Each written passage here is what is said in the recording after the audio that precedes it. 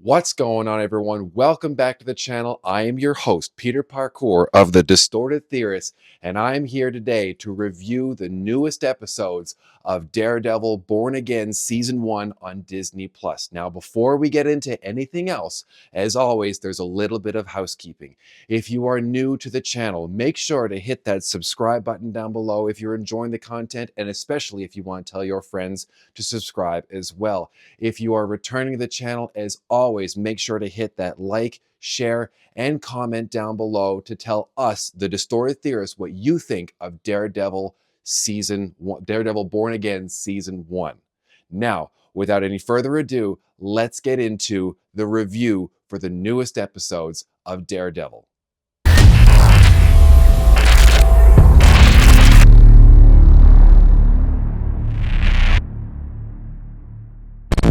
All right, welcome back to the channel. You saw the intro. I am here to review episodes of Daredevil Born Again. And I'm here today to review and kind of break down episode 7. And I just realized I don't know the name of the episode. I did, because we had, oh my goodness, I'm going to have to look it up. Oh, this is poor journalism right here. I apologize. It is called, I knew that too. I knew that. Rats. Okay. This episode is called Art for Art's Sake. Just ignore what happened 30 seconds ago. Rats. Anyways, this is episode 7 of Daredevil Born Again Season 1 on Disney Plus, called Art for Art's Sake. That is quite the mouthful. So if you're new to this, what I'm going to be doing is I'm essentially just going to go over the plot, what we saw, and kind of what I'm thinking as we're going through the episode as well. And then I give a little review, my thoughts, little short thoughts, and then we end, and then we get ready for the next episode, which should be airing tomorrow. For those keeping up, you'll notice that I'm wearing the same stuff as in the last episode because I filmed these 2 episodes back to back. I was sick for a while. Justin and I had Sci-Fi and The Rock. There's excuses, but whatever. Cool. So we're going to get into this right now with episode 7, Art for Art's Sake. So we basically enter with everyone kind of reeling over the revelations of the reveal, that's redundant, of what happened with Muse because he escaped. Someone escaped from his clutches. They were rescued by the Daredevil. So we see Wilson receiving this information. He's like, wait, okay, when Muse got away, the task force wasn't able to recover anything from that scene, but it's clear that the witness or the victim revealed that Daredevil was present. That means Matt's doing his thing. Is it Matt? Gasp. Oh my goodness. Now, obviously, we know that Matt lied. He said he was never going to do this again as long as Wilson was, everyone was keeping on their toes, but obviously things got bigger. He just couldn't do it anymore. That's what we saw in the last episode. He went and he just went ahead and donned the suit and did his thing. He absolutely demolished Muse, but he got away. But the hard part about this, again, is because Matt put on the suit, obviously he's raised the ire of Wilson Fisk. So that's going to be a problem. But he didn't just take one on the chin and walk away from that fight with Muse. He got the shit kicked out of him too. So you can see that when he's in the shower, you see these big knuckle parts, or knuckle prints, like the kidney shots on the back and everything. He's all bruised. And insert name here, girlfriend, she comes in, she's like, what the hell happened to you? Oh, I went for a walk. Like, that's only going to fly for so long. Has she already pieced it together? You got to wonder, because she's a pretty smart cookie, because she does figure something out later in the episode. I figured out beforehand, but that's because I've been watching. I've had the privy of knowing what's going on outside the show. She doesn't. Anywho, I did think that this episode was going to go a different way. I was close, but I was a little bit off. I had an extra idea of something, and they could have played with that. But if I remember, I'll get into it by the end of the episode. But then they do the stupidest thing. Matt and girlfriend, they say the stupidest thing. I love you. I love you. Oh, don't do that. He's the tragic hero. He's the tragic hero. He's always been the tragic hero. He's never been able to be truly happy. Look at everything that's happened in the Netflix series. And then what happened to Foggy at the beginning of this, and then Karen left. Like, it's all like he's a tragic hero. Nothing is going to go his way. He's not Spider-Man, but this is the way things work. Nothing is going to go your way all the time. And because of that, something's going to happen to her. It's bound to happen. And then that's not lazy storytelling. It's just the way it is. It's the same thing whenever you watch a war movie. Be like, oh yeah, this is the picture of my sweetheart. Oh my God, I know we've only got a week left, but oh, I can't wait to get back home to her. We write all the time, and then she writes all these notes to me. And you can't have the picture. No, she's mine. And then he takes a bullet to the head on the boat. Like, it's every single time. It's like, I love you, tragic hero dead. Something's gonna happen to you. But then we kind of get into a conversation that's trying to justify crimes. Why did you do this? Why was this done? And it's like, I understand why you did this. I understand why it was done. This is why. Blah blah. Blah. And it's like, well, it's hard to hear this. And crime, you hear it again from certain people. Like, you heard it from uh it's funny because as soon as I thought of this and I was in the middle of saying that, I'm like, well, we did have our fiddle faddle guy from episode 3 or 4, where he's like, listen, man, I fell on hard times. I think he's a vet, and he was saying, the reason I got my benefits cut off was because while I was in prison, I missed my benefits meeting. So when I got out, I had no benefits and I had nothing to tie me over. Justifying the crime still doesn't make it right, but you can kind of feel for it. But when everyone else, like when Matt or Wilson or any of these other people are talking about it, you're kind of like, but you're bigger players. You're bigger than the average person that's just like, I just want to see my family. Like, it's nothing like that. It's like, you're the Kingpin, you're Daredevil. Like, the parallels between right and wrong, and you skirt that line all the time. And Kingpin, well. Um, but then there's there's a little subplot of, again, I'm just calling him the Tracksuit Mafia. I'd like to think that he was involved uh, in the Tracksuit Mafia and maybe maybe he's the same person. I'm not sure. From Hawkeye. Great show, great parallel with the comics. If you get to read the reprint or rerun of what Hawkeye was. Did I say Daredevil? I meant Hawkeye. That the show was based off of, or at least took a lot of beats from. Such a good comic. Go read that. It's great. Some of the best dry humor, I think, in comics in such a long time. But anyways, I'm getting off topic here. But he's meeting with Vanessa, and is there going to be a double cross? And you're like, well, this is what I did. Well, you did this because blah blah blah blah. He said, she said, blah blah blah blah blah. Well, maybe if there was a shift in power, whole. And then that just kind of stops for him. I was like, oh, well, that was an interesting dynamic. And if you remember in the last episode I mentioned, everything's building towards something. Everything is always building towards something in this episode, but it's nicer when we're reminded of it. And this was like, something's going on in the background, people fighting for power with all the old families, blah, blah, blah, blah, blah. And then he comes in and is like, maybe someone needs to disappear. Maybe there needs to be a shift in power. And then that just kind of goes away. Because and again, like, that's a dangerous thing to be doing that with the wife of the Kingpin. Good God, like, balls on this kid. That's crazy. But anyways, we leave that, and then we kind of get to the bigger part of this episode. It's revealed who Muse is. Someone figures it out.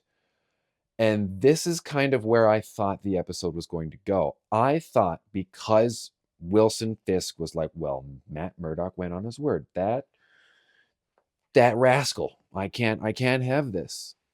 I figured that through all of his information gathering, he would know, and maybe it would be revealed that he knows that his girlfriend is his therapist, or a marriage counselor or whatever, and then found out who Muse was, which we find out in this scene. He's a taekwondo expert, blah, blah, blah, blah. And then maybe he's like, then there was going to be a separate scene of where he's meeting with this, like, listen, I know your Muse. Yeah. I get it. Tell you what if I keep throwing bones to my task force and let you do your thing for a while, but, I need something taken care of. And he wouldn't reveal that it was Daredevil, but he would say, like, this person, they're involved with another vigilante. Why do I keep saying vigilante? Vigilante, and maybe you should take care of them. Here's your next target. Here's $500,000. But it didn't go that way. or at least maybe it could get revealed that way, because it would be brilliant if I could have figured it out that way. But then of course he whatever his name is, Bastion, or whatever his name is, Ashton, he meets with Counselor, and they're like, at first you're like, is this Muse? And they're like, oh, it's Muse. Oh, classic. He's nuts. He's a serial killer. He paints with the blood of his victims. Yeah, he's nuts. He's an artist. Nothing against the artists that I know, but you tend to like, the tortured brushstrokes of this, and I did this. Like, you need to lay off the caffeine sometimes. It's like I know plenty of digital artists, and we've met with so many, and oh, I'm so sorry, I have to look out the window because I see a pretty dog. Oh, I'm so we keep it real here, but oh, you're so sweet. Sorry. Um, so yes, a lot of the artists that I know and that I've worked with Sci-Fi on the Rock and a couple of others, great people. They're not nuts, but there is that trope of the artists that are out there that are like, I painted what I see. The whole Salvador Dali kind of aspect, like I'm dropping acid to figure out the colors. They speak to me, and we get this again parallel with Muse. But the whole time that he was talking with girlfriend, all I could hear in the back of my head was the do do do do do do do do do do of the Dexter theme. That's all I could hear. I was just like, man, I really need to rewatch Dexter. Um, but then, so while that's going on, then there's the investigation that's also going on of Daredevil in Muse's hideout. And again, nothing is perfect. I get that. But I find it hard to believe that with all the task force members and the forensics experts that are in this place, they're all looking on the ground and they didn't look up and see some dude in a dark red suit. I just find that hard to believe. But whatever, it led to Detective What's His Face getting a friggin' right into the temple. It's great. So good. Um, and then we keep flip-flopping back between the two, and we see the whole story of girlfriend saying as she's freaking out at Muse, like, you figured it out, I'm Muse. Anyone who wears a mask is a coward. I'm like, oh, if you only knew. Here comes Matt, right in through the window. And then we get, I would say, probably the biggest fight. Now, there was the fight that was held. Oh my God, you're coming back. Hello. Sorry. The fight that was at the beginning of episode 1, the janky CGI, the split shots, the continuous split shots, and the baby knives and all that stuff. That was a brutal fight. But this was brutality because, again, it was in a much smaller area, and it seems that Matt, as Daredevil, is packing a little more punch with his stick. I couldn't say bolo sticks, but that's not what it is. But anyways, it seems to be a lot more, especially when he manages to get Muse through the chest. And I'm pretty sure, if I remember correctly, it's on the left side, so that might have done some damage that was irreparable at that point. But unfortunately, Taekwondo did not save Muse, and bang, bang, bang, bang, bang, bang, bang, bang, bang, bang. He took 3 or 4 bullets right to the chest. He's dead. Is he? Is he? Yeah, he's probably dead. There's a good chance he's dead. But then, because Wilson Fisk is the mayor and he's still trying to base his platform against anti-vigilanteism, he can't, like, people are like, I saw Daredevil go in there. Well, wow, he must be in cahoots. The task force took care of it. This was the gun that was discharged and took him out. This is the man here who took care of Muse. And obviously Daredevil's not looking for the glory, but he does. Everyone's starting to realize that's watching the show, and Matt, who likely is hearing this, I almost said seeing, that would have been awkward, that Daredevil's not the hero. We can't really, it's a vigilante. It's bad news to be a vigilante. Bad news to be a hero of someone who does not conform to the law and work with this task force and the police force. So yeah, he has to spin that. But then we see Gandolfini's character again. I'm terrible at names. He's so slimy, but that's who he's supposed to be. He's supposed to be slime. I really want to see where his character is going to go. Is he going to survive season 1? It'd be nice, because then I want to see him. Like, maybe he's in the comics. Maybe he's a character that's in the comics. I don't know. I don't know a lot of Daredevil. So someone in the comment section, let me know if his Gandolfini's character is a comic character, and if there's a parallel here, like he's going to become somebody like what's his face from Spider-Man is supposed to become Hobgoblin. Will he in the movies? No, but in the comics he does. Whoa. Anyways, so yeah, Fisk is the hero now because everything's been spun that way. He's delivering on his promises, and Daredevil, he's a vigilante and he's bad news. So then we see the end of the episode. Well, actually, before that, we see girlfriend wake up. And okay, that's good from that perspective. Do we? Was that a fever dream? I honestly can't remember now. Doesn't matter, because I was like, yeah, that's what we wanted to see. But then we see what was alluded to. It was building to this, and I'm so glad this happened in the same episode, because it goes with what I mentioned in my previous review of like everything. Something needs to build up to something, and there's bigger things that happen in the background and whatnot. But this was something that was in this episode and it worked out perfectly. Tracksuit Mafia gets the text from Vanessa. He's going to be at this place. He's alone. Make it look like an accident. Whatever. Blah blah blah blah.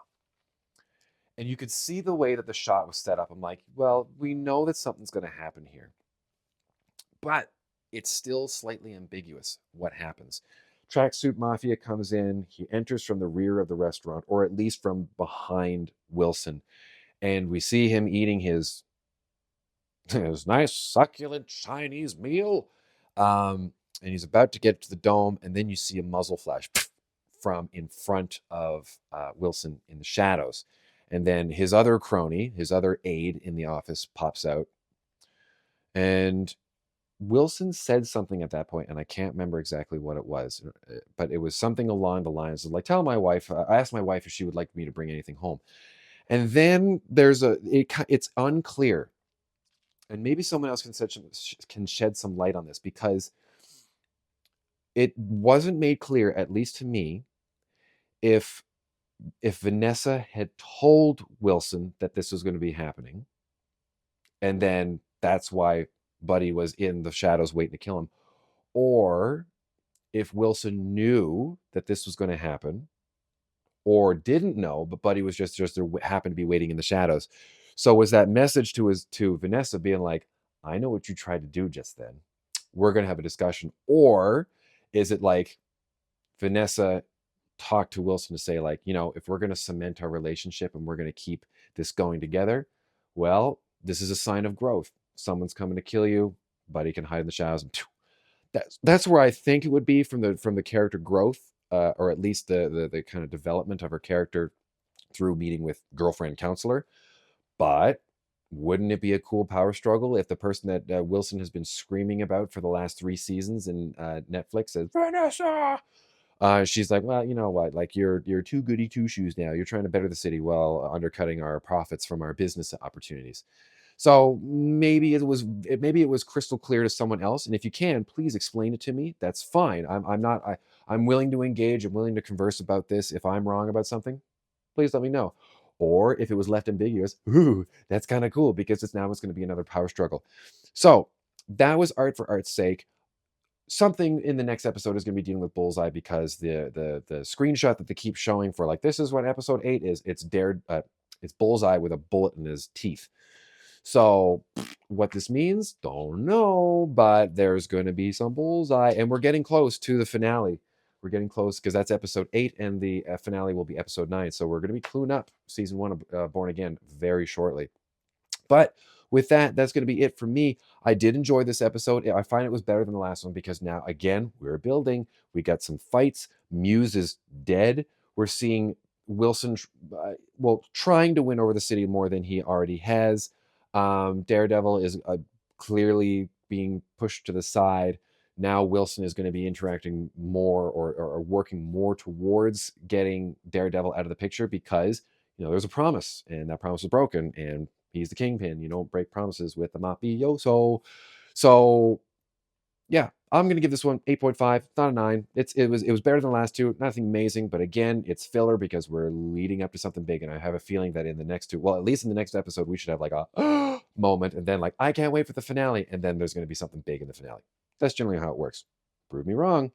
So again, thank you for stopping by, watching me prattle on about Daredevil Born Again. I'm enjoying the series. If you think that there's anything I could be doing better to make this series, I know these episodes do run pretty long. If you do watch the entirety of them, man, thank you so much. I can't imagine that anyone's going to spend almost 20 minutes watching me go blah, blah, blah, Daredevil, blah, blah, blah, Kingpin.